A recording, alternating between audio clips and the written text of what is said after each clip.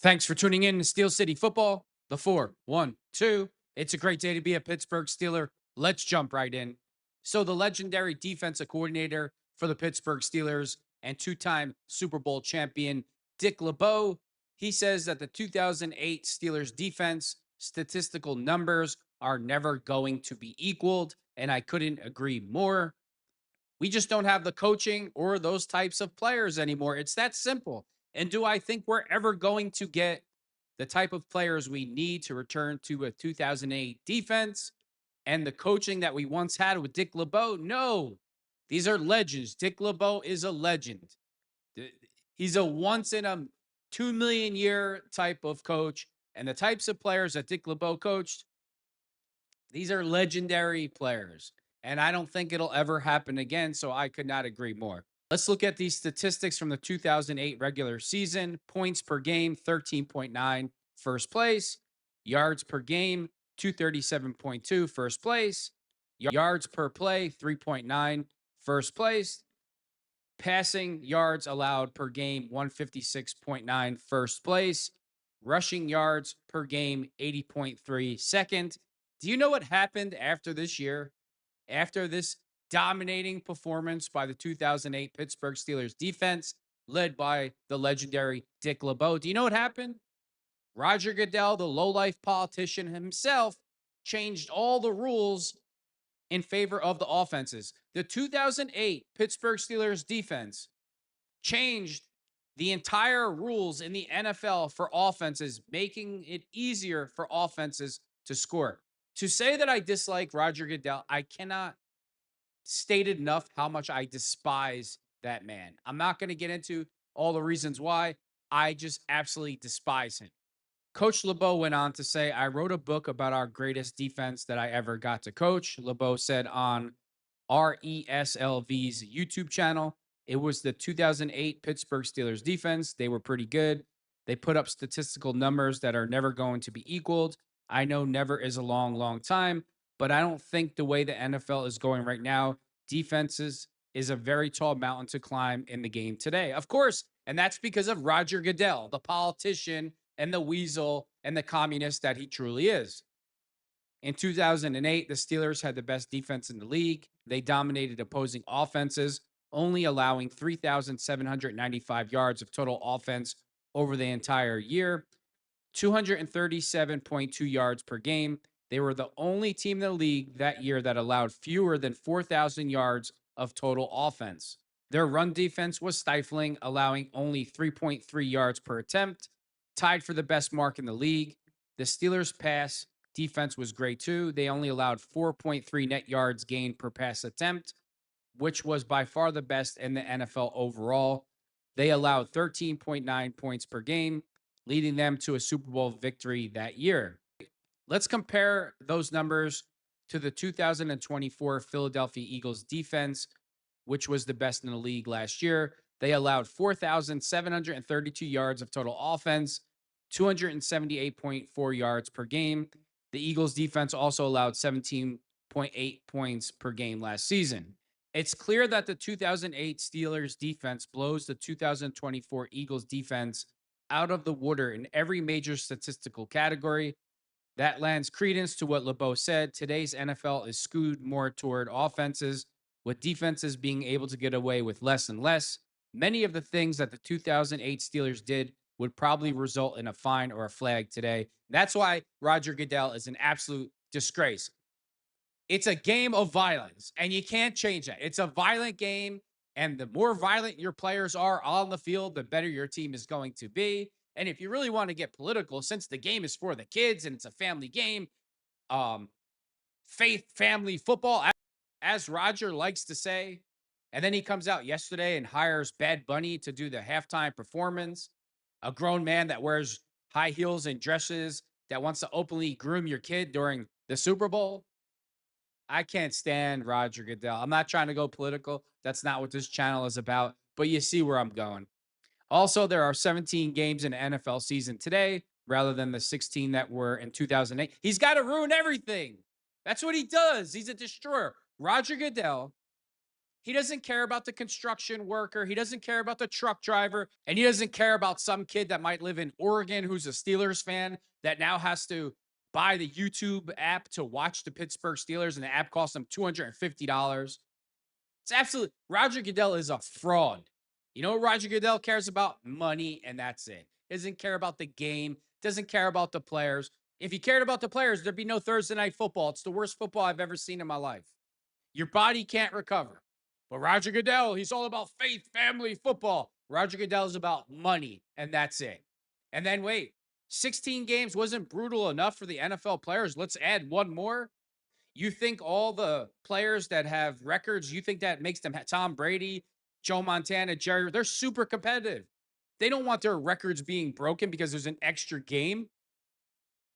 But who cares? You know, this is the one positive thing I could say about this whole situation.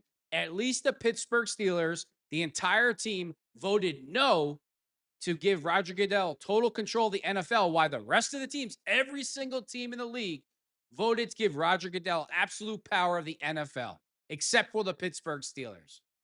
It makes me so hot even talking about Roger Goodell. I cannot stand him. I cannot stand what he's done to the National Football League. He is the worst thing that ever happened to the NFL.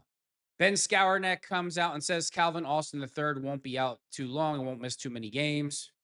You know, I don't like hearing this at all. Patrick Queen comes out today and he says during the Vikings game that he wasn't supposed to blitz, and he blitzed and he took a gamble and it paid off. So once again, we have the defensive side of the ball admitting that they just do whatever they want. They just freelance and make it up as they go along. The blitz, Queen said of the play with a grin after the game via Talk Sports USA, not a blitz. I took a chance. I gambled. It's reasonable to assume that the Steelers give him the freedom to make those determinations, of course, but the point is they didn't have a blitz on during that play. Queen read the setup and reacted, taking the risk. I don't believe that at all. I do not believe at all that they give him the option to do that. What I believe is this. We got a ton of players on the Pittsburgh Steelers who don't respect Coach Tomlin and think that they can do whatever they want. And then when it goes bad, what do we hear?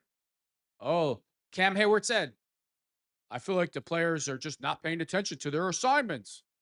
So what if this didn't work out for him? Then what? What if he got beat for a touchdown? Then what? Would he be held accountable by Coach Tomlin and Coach Austin? Probably not. They'll just let him do whatever he wants. Oh, he's having a good game, so guess what? We can just let him do what he wants. That's not the way it works. And that's why I want new coaches for the Pittsburgh Steelers. This is exactly why I want to go in a different direction, coaching-wise, with the Pittsburgh. I cannot keep saying this over and over again. This is the exact reason. You hear it week in and week out. People just doing whatever they want.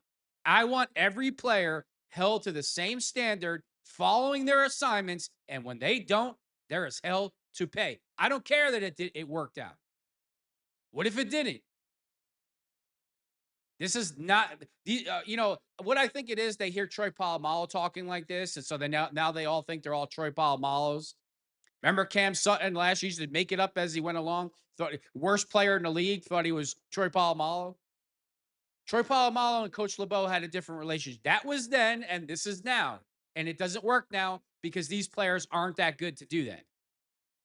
And this is why at the end of the year, it's time to bring in John Chucky Gruden and hold everybody responsible, bring back the standard of excellence, bring back the meaning. The standard is the standard, and make it mean something once again. I'm not going to get into, if you think about the Minnesota Vikings in this win, I hate saying this, but the Minnesota Vikings offensive line was decimated. They're playing with a backup quarterback. The real test starts at Green Bay.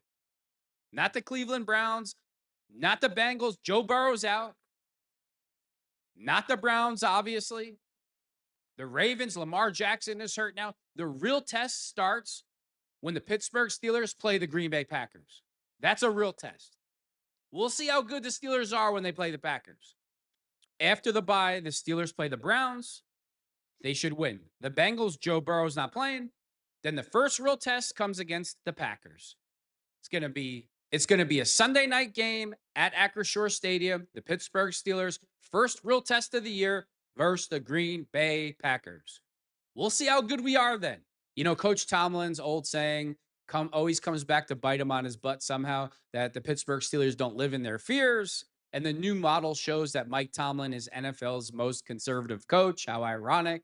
Peyton Wilson back in the conversation to be a high snap guy, beat writer says, because remember the week before versus the Patriots, Cole Holcomb outsnapped Peyton Wilson. He's got to get better in run defense, and he performed well last week versus the Minnesota Vikings. So we'll see what goes on there. A lot of fans want to know what's going on with Pat Freiermuth, and he hasn't been playing very good football for a very long. He hasn't played good football since I don't even know when. Definitely not in the end of 2024, and that's continuing into 2025. Versus the Jets, 3 receptions, 3 targets for 28 yards. Versus Seattle, 3 receptions on 4 targets for 31 yards. Against New England, 1 reception on 3 targets for 6 yards. Against the Minnesota Vikings, 0 receptions, 0 targets, 0 yards. But on the big play where the field goal was blocked, Pat Freiermuth didn't even make an attempt to block anybody, put his head down, let the defensive player run right by him and block the field goal. Maybe I interpreted he's mentally checked out. I'm not getting the ball. So you know what? I don't care. You go back and watch that play, you're just like, come on, Pat, really? The amount of money he's making? Pat Freiermuth is on a 4-year contract extension with the Pittsburgh Steelers, signed in September of 2024, with a total value of $48.4 million. The deal also includes a $10.5 million signing bonus and $12.1 million annual salary, which ranks him among the top tight ends in the NFL. So far, has he been worth the money? Absolutely not. That type of money, I want Travis Kelce production. That's what I want. And I don't want to hear about the jumbo set. Okay, the jumbo sets last week, they might have took some opportunities away from Pat, but what about leading up to that? What about the last 7, 8, 9 games? Pat Freiermuth has been absolutely horrible. He got his money, and now he's nowhere to be found. And I can't put it any other way. Doesn't matter if I like him, if I think he's a decent guy. He's not playing good football, and he hasn't been playing good football for a very long time. The Tampa Bay Buccaneers signed Sebastian Castro off Steelers practice squad. This is also good news for the Steelers. Lamar Jackson expected to miss multiple games with hamstring injury. And I'm going to end it with that. And with that being said, thanks for tuning in to Steel City Football, the 4-1-2.